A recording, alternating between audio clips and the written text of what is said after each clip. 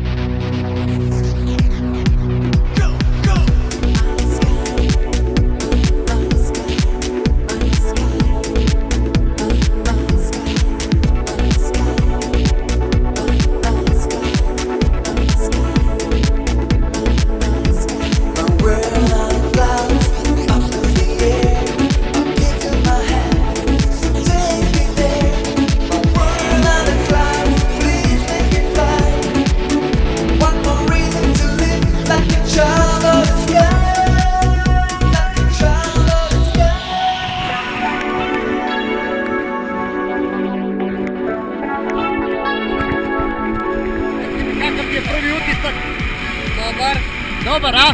Dobar. Jesi se zabavio? Jesam. Bilo strava? Odlično si bio. Vidio sam da mašiš u kameru. Sve je bilo super. Mako sad više.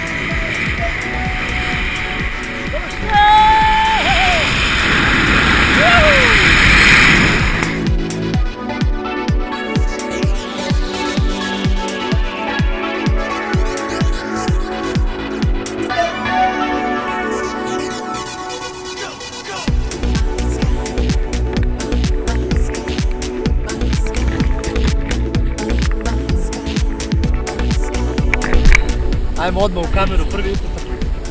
To. Ostao sam bez reći. Ostao sam bez reći. Znači, iskustvo smo neopisivo, a? Da. Šta bi imao da poručiš onima, samo gledaj u kameru. Šta bi Probaju. onima koji se razmišljaju, a boje se. Ma nema čega. Nema čega se boje, a? Obavezno. Bravo, Dušane.